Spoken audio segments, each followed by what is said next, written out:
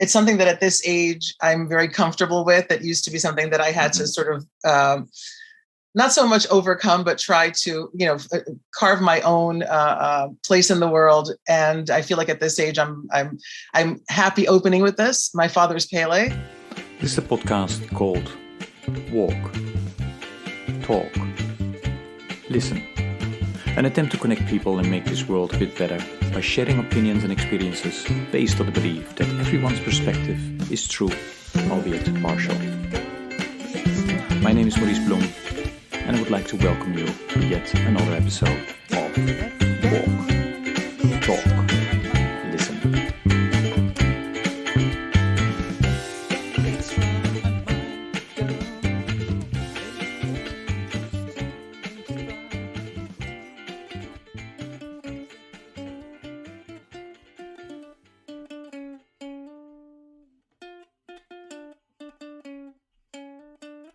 Good day, everybody. This is another episode of the podcast Walk, Talk, Listen. And as always, I'm delighted with today's guest who will introduce herself. Kely, please go ahead.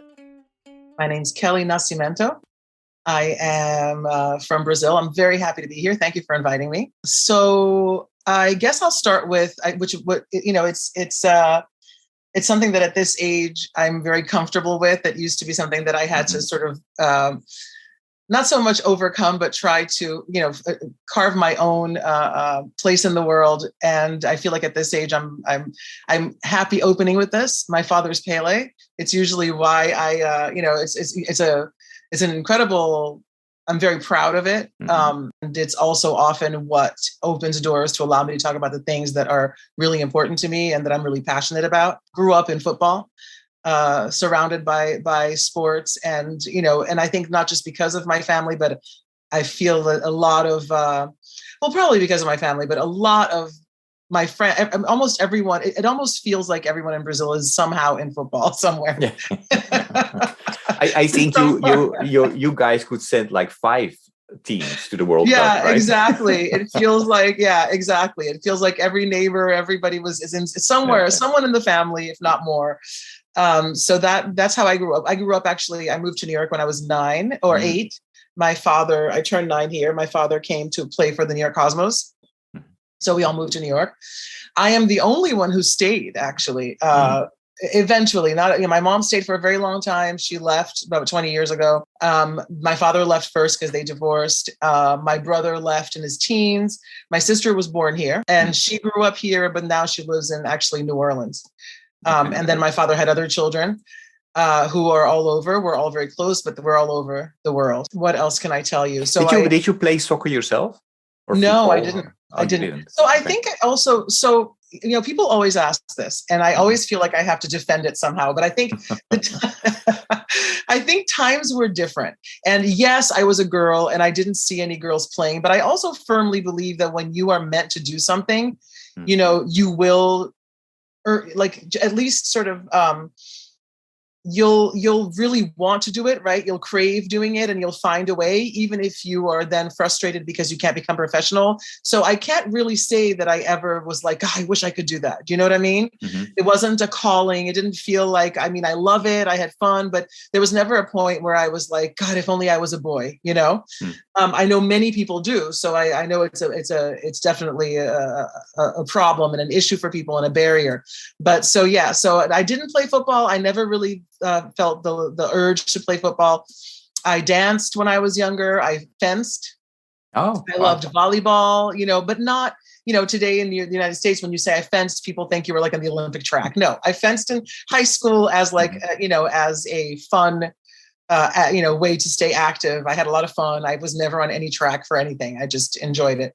I danced pretty intensively until I was in my early 30s or, late 20s, just because I love it. Also, I never really wanted to be a professional dancer. I could always tell that it was a very, difficult career, but I was in the arts. I went to art school. I guess in retrospect today, I could say that I've always been a storyteller. I started with photography and graphic design and made my way through theater and now film. But I think my strength is telling stories in any way. So I feel that sort of kind of merged into what I do today, which is I help organizations and NGOs and individuals sort of discover their narrative if need be, and if they know their narrative, how to best and in the most powerful way transmit it. And in that, and in that I do it with in a million different ways. I have a very soundbite-ish kind of life, which is difficult sometimes. But yeah, and I speak, and I think that, interesting things in my life happened throughout that sort of brought me here, kind of like married my love for arts and my love for language and my love for storytelling, and particularly visual storytelling, but today sort of any kind of storytelling. But I do think that visual is my sweet spot. And were you professionally trained in any of those, or in storytelling, I was trained, in telling a story visually, right? So in photography and in graphic design, it's all about communication, and it's all about having the your desired communication understood by your desired audience, right? Visually and often with language. Yeah.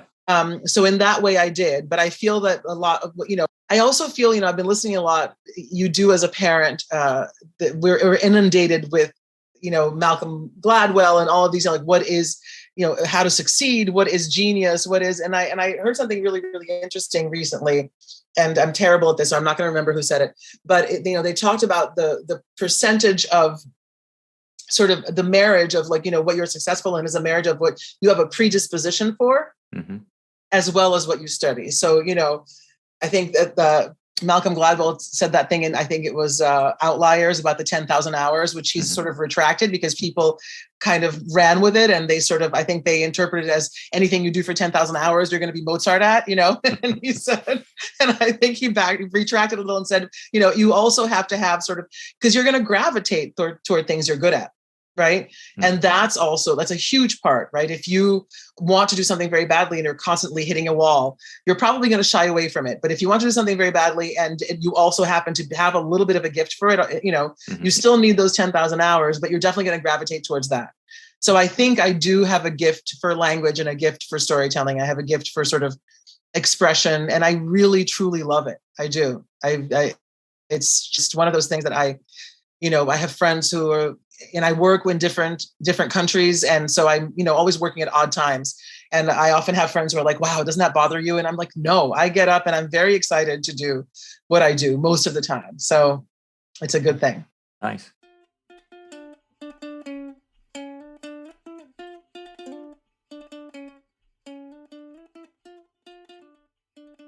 I mean, I always want to make sure that our listeners can find you on the internet as well. Do you have a website where they can find about your work or about your latest project? I have a LinkedIn. It's Kely Nascimento, and my Instagram is I am Kely Nascimento. And then, my other, and I can't believe I didn't say this, but, one of my passions, and it's only because we haven't really fully started it, is the Nacimento Foundation, which I founded, and it's nacimentofoundation.org. Yeah. Just Nacimento. And it is and so I guess I actually, strangely enough, this is the first actual project that I've done with football, is the film that I'm directing. And it's going to be like a 20-year endeavor, because so many things keep happening, as anyone who's tried to do something, an independent film knows. But it was the first time that sort of I really, and I came from storytelling. I met, my brother-in-law is also Brazilian. He actually married my husband's sister. They're both New Yorkers. And he is a coach in New York, and he travels to Brazil and has for the past, 20 years with a lot of his team, his players. He's a youth coach, and, he takes a cultural trip with players and parents, whoever wants to go. And about 6 years ago, a little more almost, he came back from one of his trips and he said, Kely, I saw this girl. He only trains boys, only because that's what gravitates to him. And the teams he trained, Manhattan Soccer Club, they were all boys. And he always takes the kids that he takes to Brazil to a team in a favela, because they have their own infrastructure, they have their own tournaments, they have their own teams. That's very organized. And this one year he came back and he just called me and he said, there was this girl playing in the middle of the boys. She was amazing. She was incredible. I want to try to help get her to maybe a junior college in New York for a couple of years, because, if she stays in Brazil, she's never going to make it, as a player. And I never thought much about football. I to the extent that I thought about where the great players were, where did Neymar go? Where did, Ngos go? Where did these guys go? Yeah. So that's when I started sort of researching, like, why would you say that from the country of football? I mean, I absolutely knew that there was a very sexist country. There was a very patriarchal country. I also knew that women's sports were not, there were definitely women's sports that were very popular. Basketball was very popular. Volleyball was very popular, but there was no women's, soccer that I could remember being extremely popular. And so I started doing some research and I was kind of shocked by what I found. And so I thought, wow, this is a story. And I was also what really interested me most was how, and I researched not just in Brazil, but I started looking into women's football, globally. And I started making a connection between the situation for women in these individual countries and how they were reflected in the sport. Really specifically, with a lot of specificity that wasn't just like, generalized sexism. It was very specific type of sexism. Like in Brazil, almost the barriers had to do with the expectations for women in that particular culture. Yeah. And I thought that's really interesting. And what could we learn if we really looked at this, right? And how could we like broach these difficult subjects if we did it through sport, which makes it a lot more palatable, right? And easier to talk about. I thought, well, maybe, we should tell, this should be a story. Like people would want to hear this. I think people, would want to hear this as a subject, not even just as football. And then I thought, well, I should tell this story, right? I mean, I tell stories, and how great if I told the story, because it'll mean a lot more. People will listen just because of who my father is. Yeah. And that's when I started making this film. And that's when I started really, before that, a lot of my work in storytelling was in race and gender also, but a lot with children, so this kind of gave me sort of a deep dive into the world of sports diplomacy and sports for development. And so that's where I am today. And so and it sort of merged all of my interests and all of my history. Yeah.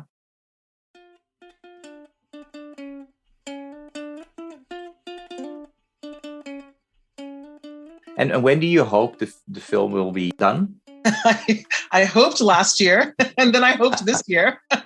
So now I'm hoping. We just lost our editor.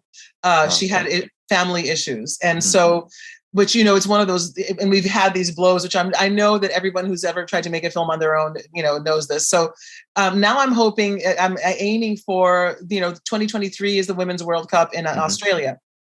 So I'm hoping for end of this year, beginning of next, around next year, maybe spring. We need to. So now I'm working on a couple of other things that I really need to focus on, and then I'll get back on it. And I need to raise some more money and find a new editor, and all of that. But I'm hoping, like by the end of the summer, September, the stuff that I'm working on will be established and sort of settled, and then I'll be able to focus a little more on the film again. So the film is part of a project of the foundation, or actually no, it's separate. The film is basically it's very a narrative story of this young girl, and through her story and through telling her story and the story of a few other young women around the world, we learn the story of football. So it's not a very, I want it to be for every age, and I want it to be very beautiful and very much a story, as opposed to, it is a documentary, but it's very much a story. So it's not just tons of facts, So I do want it. The film has partnerships with 5 sports for development organizations and gender based organizations that will then be able to use the film in different ways to raise money. So one is UN Women, Coaches Across Continents, Equality League, Global Goals World Cup, and LEAD.edu, which used to be LEAD Africa, but they've just changed to LEAD.edu. And those 5 organizations, we have MOUs with them so that they can use sections of the film, or, and they all have their own different ways that they want to benefit from it. So I wanted it very much to be a tool right? Not just, a story that is all, a beautiful story that entertains, which is primarily what it's supposed to do. Mm-hmm. And then also be able to be a tool for organizations to use for their work. Great. I'm really looking forward to it. And why, when you were explaining about, that the way the girls and soccer, were related was different per country. It had to do with the country and the context. Did you read the book, How Soccer Explains the World? No. Okay. I think you should check that out, because it's also interesting, I will. I'm going to write it out. Kind of as a background piece of information while you're looking at making your film. It's fascinating. So I just did a TED Talk, by the way. I just did a TED Talk. Oh, you did? Released, I think this week, beginning of next week, and I'll send it to you. It's it's called Sports Diplomacy and the Untapped Power in Women's Stories.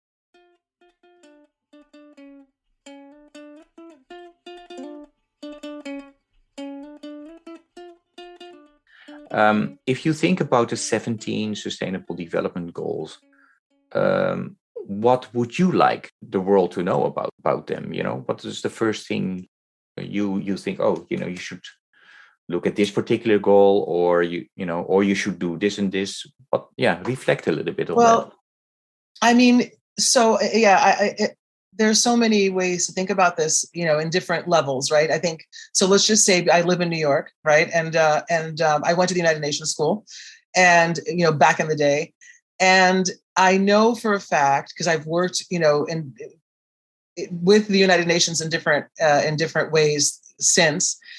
And I know for a fact that most Americans and American children, even the ones who go on, the New York schools who go on tours of the United Nations, don't know what the global goals are. So I think that the first thing would be like, get the global goals in some way into the curriculum of your schools, right? And I know that there's one organization, and maybe you know who this is. I actually met this person. I could not find his card afterwards. I met him I did a presentation at the Yale soccer conference, and I met him there. He runs a non-for-profit organization that works with public schools, where he has curriculum around the sustainable goals, and he helps teachers weave it into almost any subject matter. So he can help them weave it into science or social studies, or, in a way that's not overburdening for them. And I cannot for the life of me find him. He works he works also with the UN, but that's what I would say. Find a program that weaves this into the curriculum, because it's really, really important. And it's an amazing way for every individual to learn about the things that affect their lives, right? And because they seem so heady sometimes and so far away from us, because we don't make those connections of, this costs more because of this, right? Or, what does the Ukraine mean, right? So people see Ukraine for the first time, or they've heard it before, but haven't really associated with all the grain, right? Like they see Ukraine and they're like, well, Ukraine and Russia is so far. They don't see the collateral sort of domino effect that it has globally. And I think we've come so far away from that. But I think, not to beat a dead horse, as they say, but I do believe, and I say this all the time, and I really like saying it because I really truly believe it. I don't believe that goal 5, that coming to a resolution in gender equality is going to give you a solution for all of the goals. Mm-hmm. But you will not have a solution for any of the goals unless you handle gender inequality.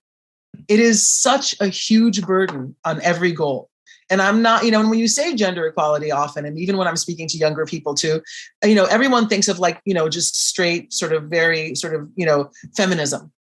But it's not just about feminism. Obviously it's about and especially here, like, we're in a first world country, and many of the people I speak to, that you think about like the right to be able to do whatever you want to do with your life. Yes, that's absolutely it.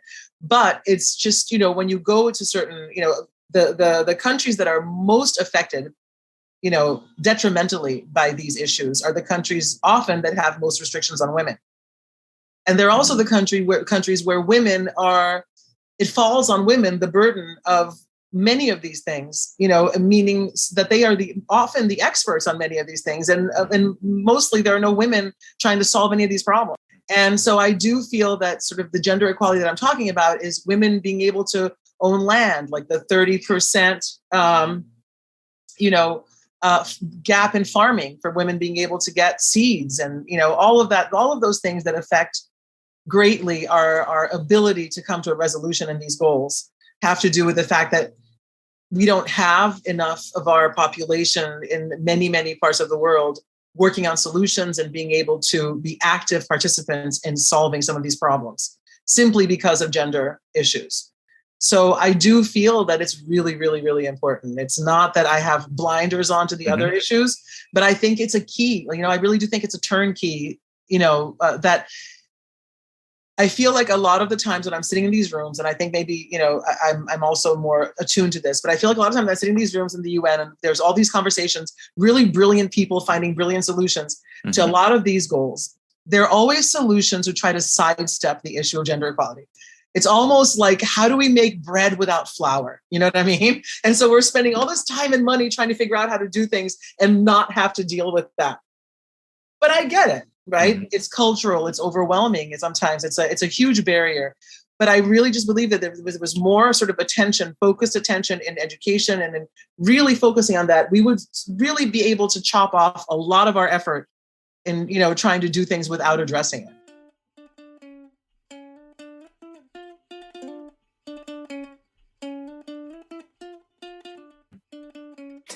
Going back to the movie you're making, and you alluded to how soccer or football is being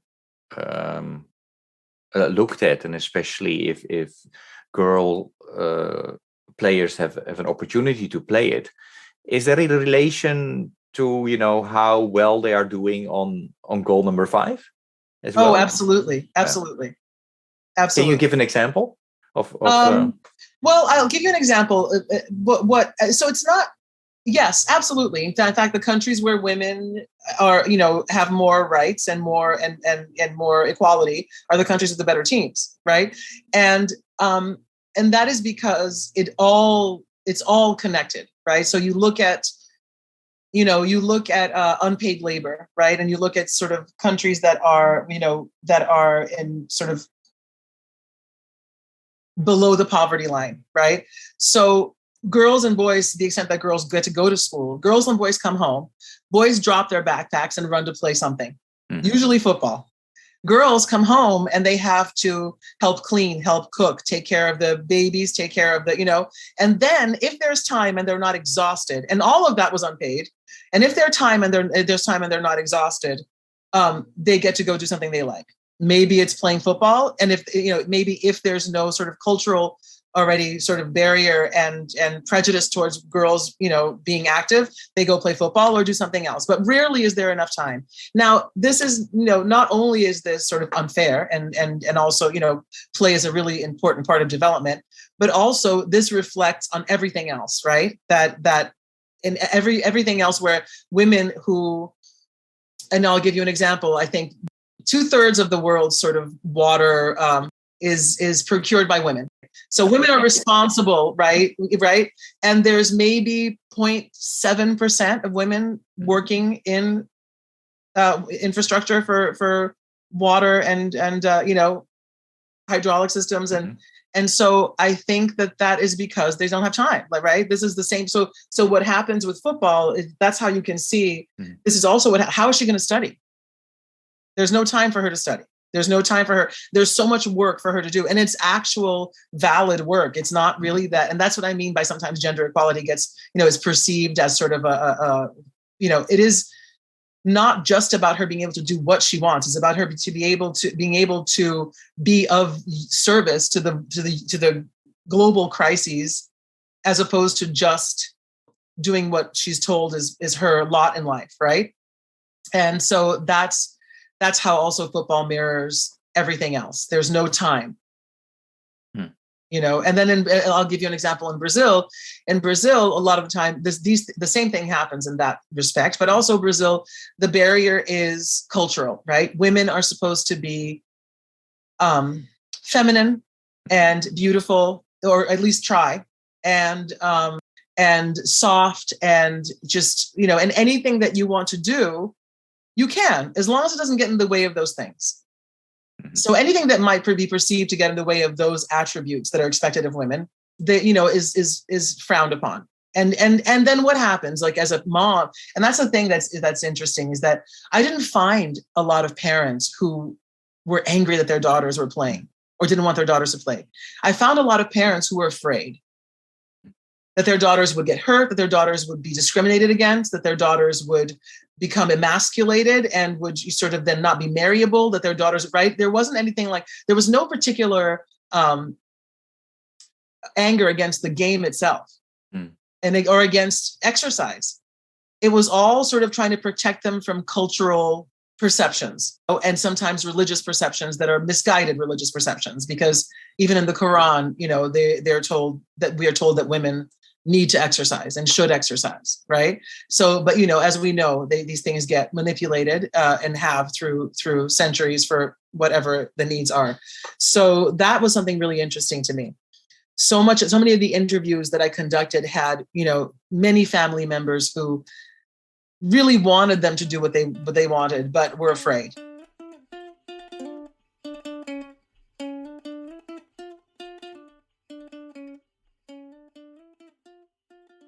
I would like to introduce the inner development goals to you, and because I really think you, when I was listening to you and the examples that you gave, you looking at gender equality, that's a system change you would like to see, and then you came up with the communities that are struggling with challenges and individuals as well. So the inner development goals, they have been developed recently as a result of a survey that was done among more than 1,000 people around the world. And basically what they said, one of the reasons that now for the second year in a row, we did not make any progress on our SDGs also has to do with the fact that we are not paying attention to individual capabilities, capacities that are necessary to work on those goals and make those changes, and as a community as well.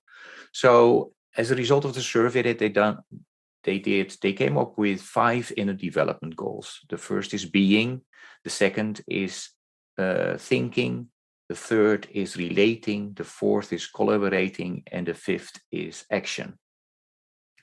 And I don't know if you have heard about the inner development goals, but I would like to hear your reaction to this, about the fact that it's great that we have those 17 sustainable development goals, but we also need to work on those 5 inner development goals as individuals and as community. And those, if we start working on them, then we can make more progress. I actually looked into it. I looked into your email and I did some research. I don't know that I fully understand, but I think I do. I don't think that's a very complicated concept. It's very sort of, I think it makes a lot of sense.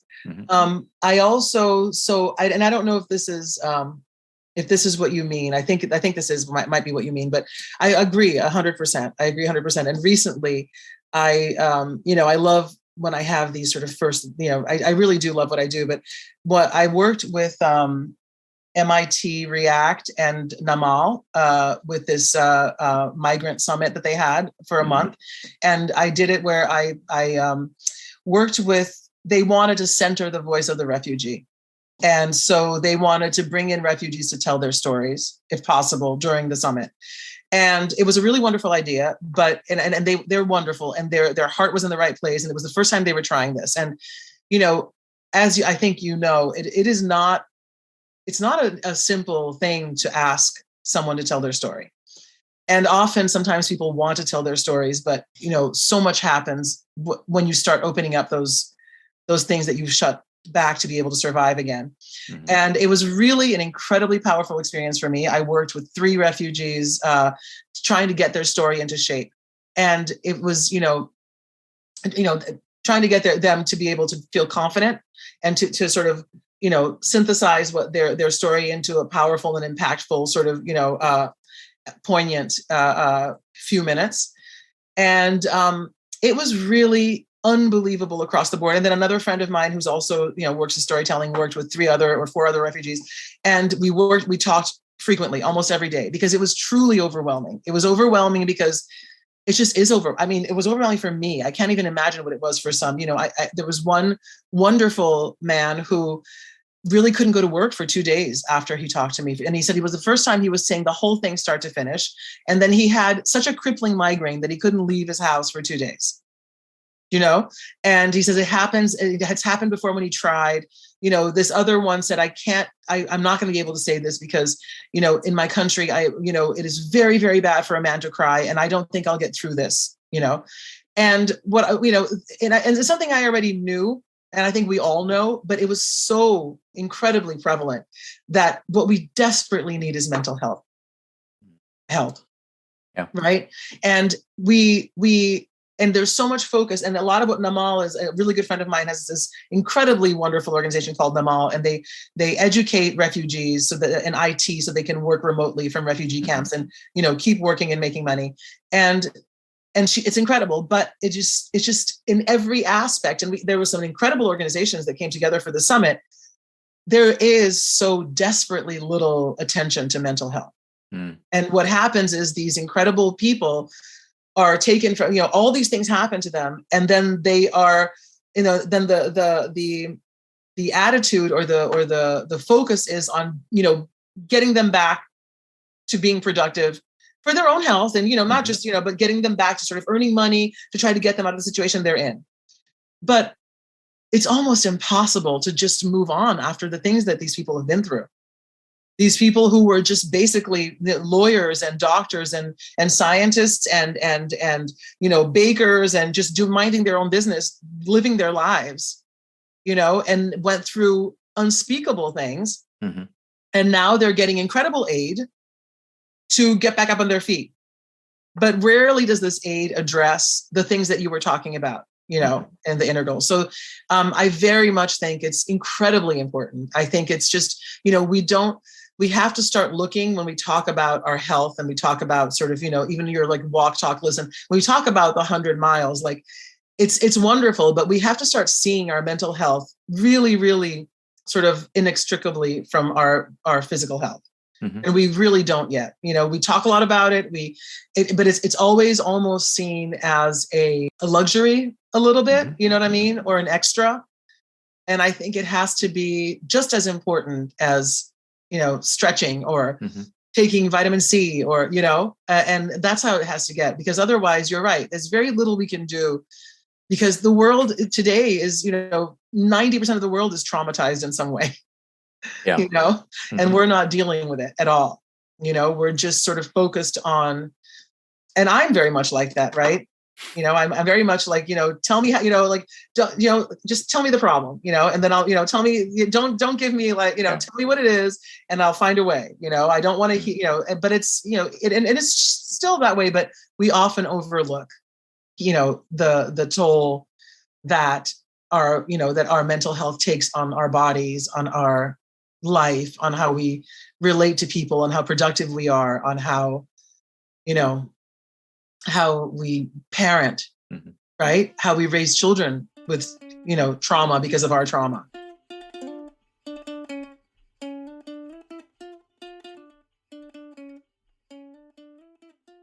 Kely, you mentioned the 100 mile, and that's, this podcast is a spin-off of my 100 mile walk, where I try to raise awareness and funds to end hunger, poverty, and injustice. If you would be asked to walk 100 mile in a week, so 15 to 20 miles per day, for which cause would you walk and why? Oh my God, there's so many. There's so many. So I think because I have, adolescent children, a 17-year-old boy that in New York, right, that's starting to drive, 2 daughters, 19 and 20 and 21, sorry. who, are always out and driving and taking the subways. And then I have an 11-year-old who hasn't yet. But I think, I guess personally, I would I would do it for police reform right now, because I seriously don't sleep at night.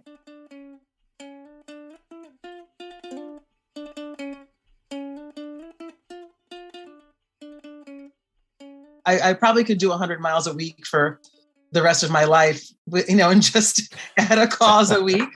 But today, and that's just from the top of my head, like, if you would tell me like what do I spend most of my time, I think I would do it for either for police reform, gun reform, just one of those sort of, the things that literally every day, every moment of the day is in the forefront of my, if I could remove that, I'd be so much more productive. If I could remove that. I totally understand. I mean, my organization celebrated its 75th anniversary last year. And one of the, we used this time to also kind of reflect, how did we do on these topics, and, how can we do better? What did we do well? And one big topic is for us is racial justice.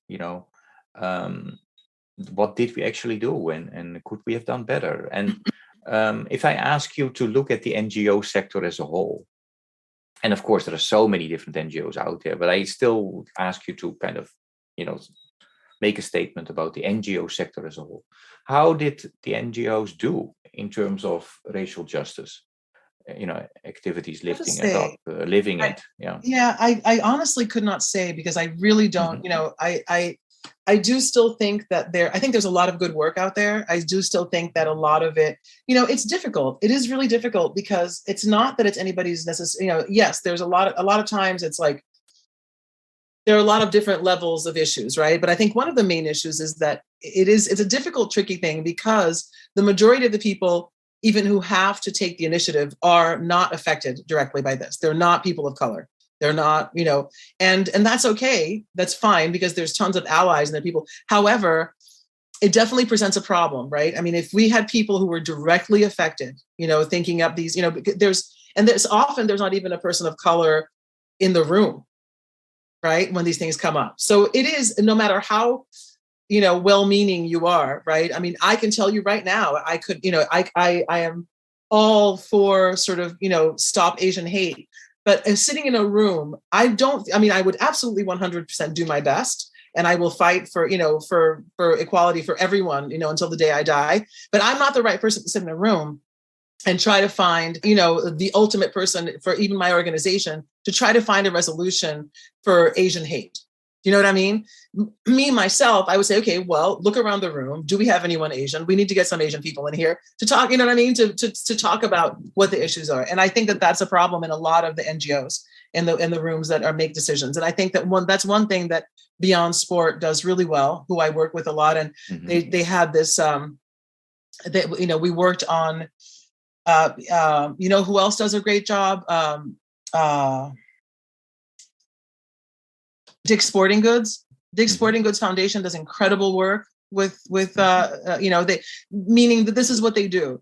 They're like, look, this is the amount of money we have. Who do we know that is going to be able to do, to help us do this? So they gave a huge grant to Beyond Sport. And as I'm one of their, I'm on their board. And what they did was they allowed many youth sports nonprofit organizations apply for the grant. And the grant was, that you wanted to do more for, in your organization and with your demographic towards racial equality, and that you were already doing something, but you really needed help. And the help wasn't just money. The help was, we are in Memphis and we're all white. We are in blah, blah, blah. And we do this, but we want to. And we got all together. We did a selection. We found 5 of them. And together we came up with this really amazing, and I'll send it to you. It's called REAL. And I forget the acronym. I'm going to forget, and I'm terrible. I'm going to look it up. But basically it is in real time, a survey that you can take, inner survey, that you don't have to share with anybody, but in real time you can answer these questions that change as you answer them, about that are very, we came up with the questions all together that address how you're doing. And then it gives you suggestions in areas that you're not doing so well on how to go forward. Because we found that after we interviewed all of these organizations, that was the thing, is that not only did they not know if they were doing the right thing, but they didn't know how to change, how to move, short of firing everybody and hiring people of color. You don't want to do that. You have people who are doing a good job, and they really want to, they want their organization to reflect the population that they serve. And often that's not the case. And so, so that was really impactful, and it can be used by anyone. It can be used by any, and it was specifically so for youth sports, but it's really a great rubric that can be used for any organization. It's like gender fair in a way. I don't know if you know the right. So they come in, and I think it's really great because they can be used. Right now, it's for youth sports, but I feel like it's something that can be used in almost any organization if you want to just track yourself to see how you're doing. You know what I mean? And eventually, I would love to see something like this be almost like with gender and racial equality. I love it to be almost like a food and beverage or food. What is it called? That the grade. Like if I'm going to work with an NGO, I want to see how you measure up in those, you know what I mean? What you're doing. So, how restaurants have the A, B, C grades out there, in terms of cleanliness. Yeah. So I want to know, and it's not that I want to know that you have to prove to me that you are completely, but I want to know that you're working towards it and actually doing something about it.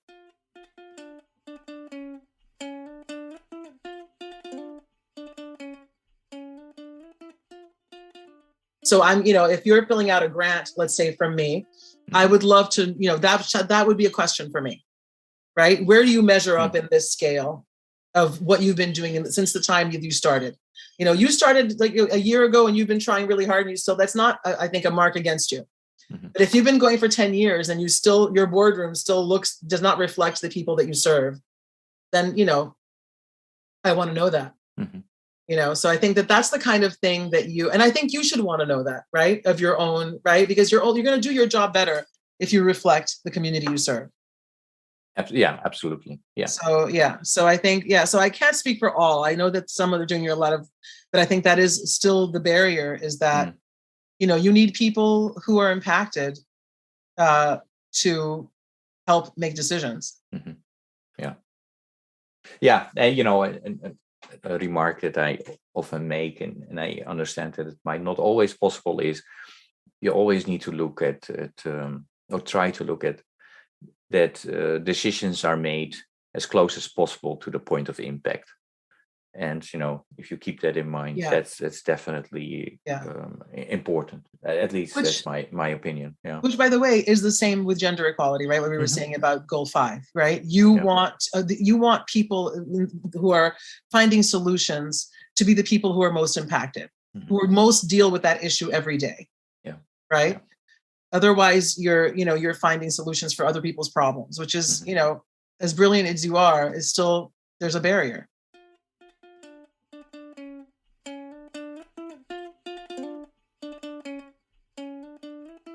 You were talking about your children and, your worries about it.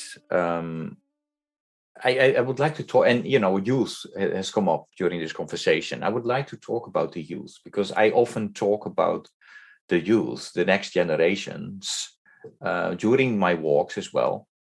And then because I think, in walking, you get kind of a spiritual experience, because you're just walking and walking, your mind goes. So we talk about spirituality and religion. And then often we talk about, this next generation is changing. And although some people say, no, they're still the same. They're searching for the same. They might be less interested in institutionalized religion, but otherwise they're the same.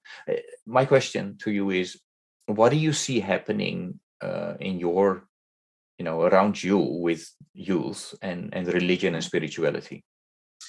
It's interesting. I think I'm a little bit I have my kids who are very, very normal sort of teens and 20 and whatever.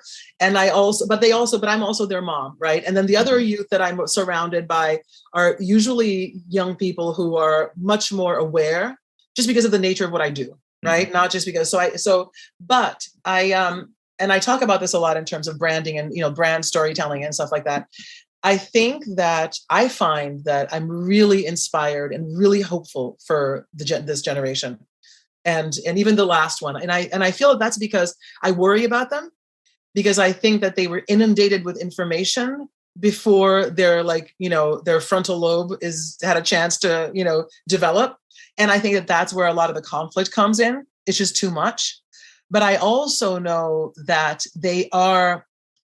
it's interesting. I don't know how to put this. So I grew up with, several religions around me.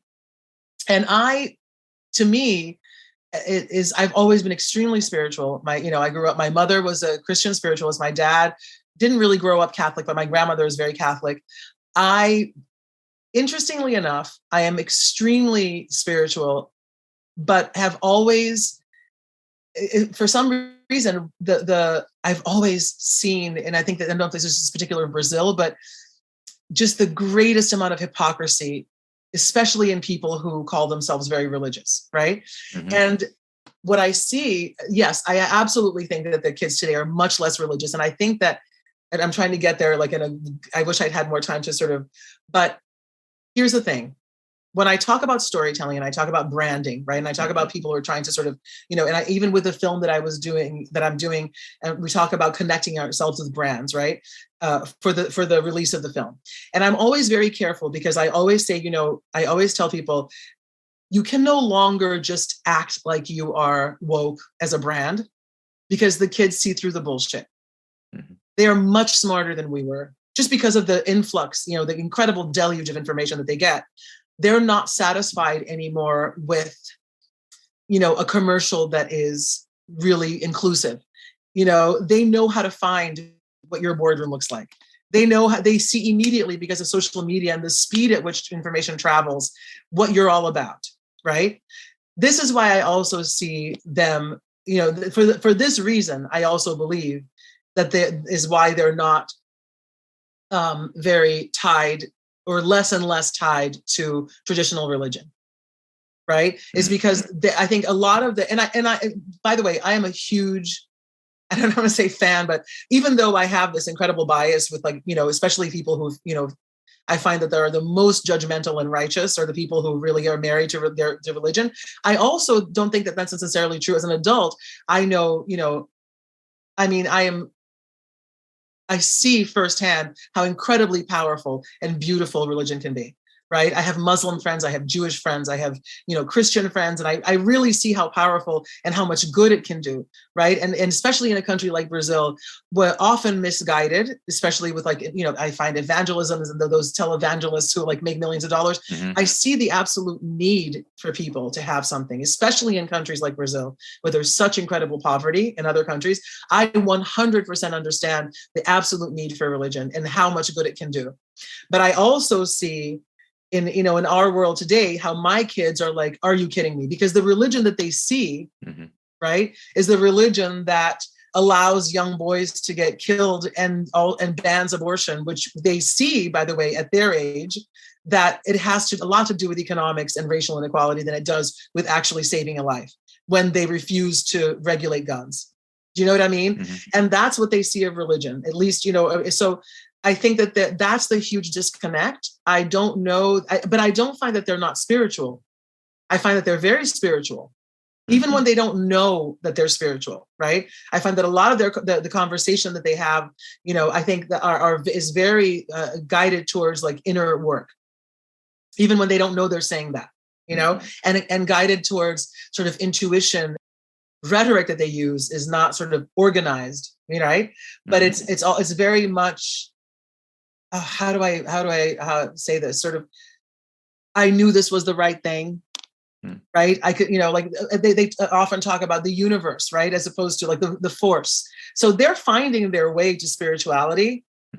And I feel like religion has failed them in a way. So I don't think it's their fault. I really do. I think that religion has failed them. I think if you're in a country where you're not starving, right, or you're in a country in a demographic where you're not starving, and you don't desperately need religion to sort of cling to something, then and you have sort of the ability to be more skeptical and ask more questions. I do find that religion doesn't really. It's not really a place where they want a lot of questions. And that, so it's all a problem. And it's really interesting to me. I am curious how that will play out, in the future. It's really interesting. I feel that I have friends that I've seen who are, I wouldn't say completely religious, like very, very religious, but definitely adhere to their religion, and who are really brilliant about talking to their kids. And I really admire that. Who can actually, who are able to contextualize their religion in really brilliant ways that aren't hypocritical to a child, who's going through all of that questioning and I find that really, but they're not. Yeah. I mean, I've seen it and I really admire it. And I think it comes from a place where I don't know. I think maybe they were introduced to religion that way. I'm not sure. But yeah, so that's everything I see. I haven't really made sense of a lot of it, and I can't really predict. But I actually think that, to me, I'm okay with that. I'm okay with, like, I think religion is great. And I think if, here's another thing that I think that I've told my kids also. Religion is like marriage or like anything else. I personally believe it doesn't have a power in and of itself. Religion is what you bring to it. So if you are a hypocrite, you are going to embrace religion with your hypocrisy. If you're a person who is truly spiritual and truly feels what you feel and are true to yourself and true to what you believe and, are empathetic and kind, you're going to bring that to your religion, right? I don't believe that religion works the other way. I don't believe marriage, it's like marriage. Marriage in and of itself is nothing, right? I always tell my kids, marriage is a celebration of a good, of a wonderful relationship. It's not going to make a relationship good. Religion is not going to make you good, right? It may guide you and through parts where you feel lost, but you're going to bring who you are to whatever institution you subscribe to. Right. So, and I think that's, so I don't know if they will eventually embrace a religion that they can bring all of this curiosity and passion to. I hope if they need it, they do, but yeah, I think does that make sense? No, I am, I'm absorbing it. I think it's beautiful what you said. So I also think that the listeners will appreciate it.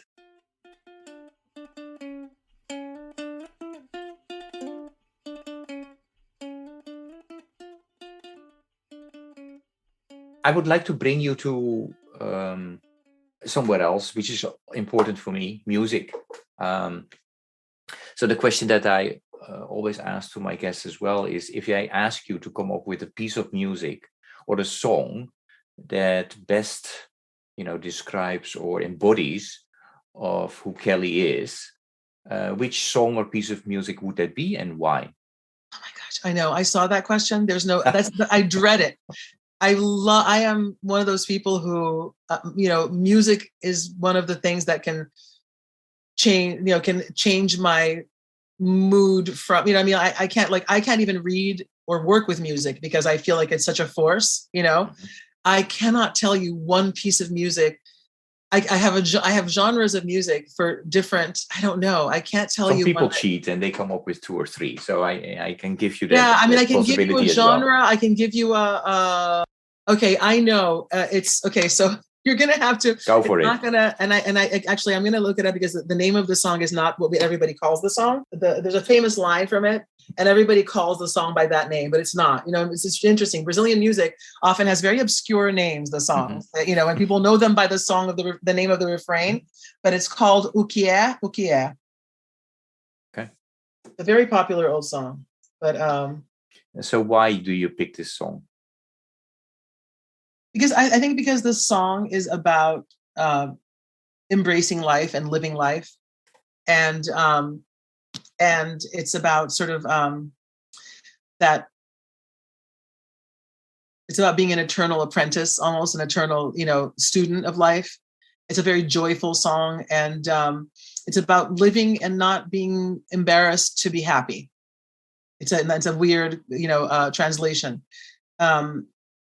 It's about, it really is about like life can be very, very crappy, and it can be very difficult, and can be, very challenging, but rarely, right? I mean, aside from some very tragic cases, percentage-wise, rarely do we, when the question is asked, decide not to keep it, right?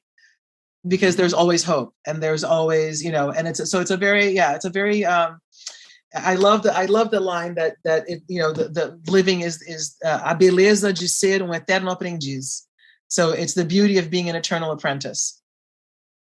And so that to me sort of is pretty much, it's one of, it's that thing about, it's like, someone said this once, and I know it's often quoted, and I think nobody really knows who said it because it's always quoted by other people, but it's find the things that bother you. That will find the things that break your heart, and then spend your life trying to fix them. And so I think that's why I love that song so much. It's also really beautiful. You have to listen to it. It's a samba. It's really beautiful. I will. I will.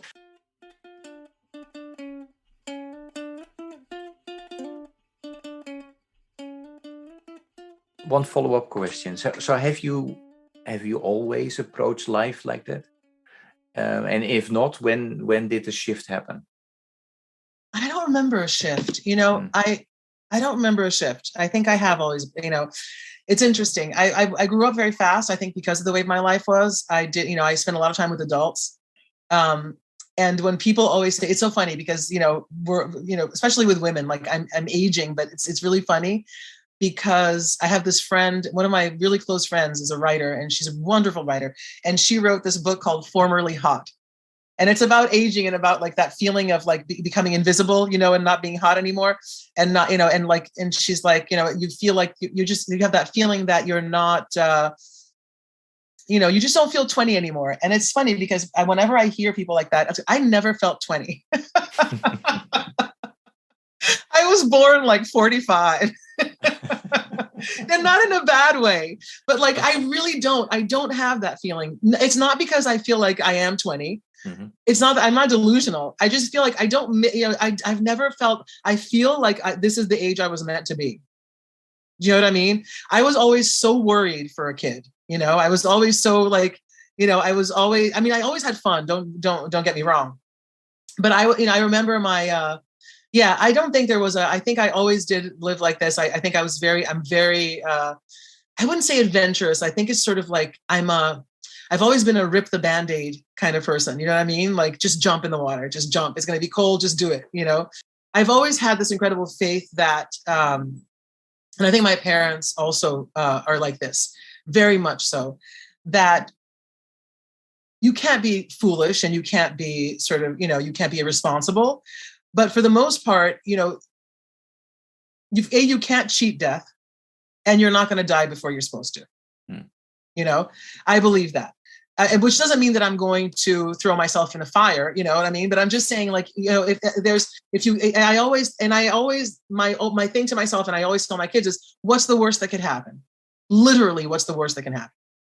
Right? Mm-hmm. Aside from death, because if you're supposed to die and you don't go, you're just going to get hit by a car, or you know what I mean? Like, you're not going to be like, okay, well then I won't die.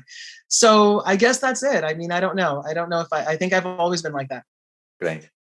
We're almost to the end of our conversation, which I really enjoyed. Any last message, invitation, or question for the audience, for the listeners? My wish, oh my gosh, I think my wish is that I always read this and it seems so trite and it seems so much like a meme, but it's so important, I think. And I tell my kids, because I think I read it and I've read it so many times, but if you really have to do it and it's hard to do, but I think one of the things that I've been seeing a lot lately that I really love is when people say, like, be kind to yourself. like talk to yourself like you would talk to, a young person that you know what I mean? Or a young person that you love. Talk to yourself like you would talk to a child that you love. And by a child, I don't mean, but I mean that just be kind to yourself. I think we don't think about that enough, especially in the sectors that we work in. I think we all over the world have that little voice, that tells us we're not doing enough, or especially parents. Oh my God, I cannot tell you how much guilt I have on a daily basis about things that, even things I have no control over. And I think that it's every once in a while, it's important to stop and say, you know what, you're doing a pretty good job. Be kind to yourself. I think you'll get further that way. And you're better you if you're kind to yourself. Thank you so much, Kely, for your willingness to talk with me today and share your stories and experiences. And I wish you all the best with everything you do. Thank you. And thank you for having me.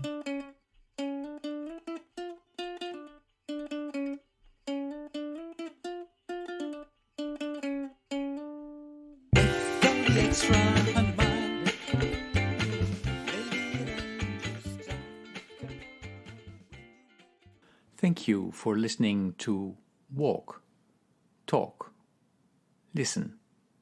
Please check us out on 100mile.org or follow us on Facebook or Instagram.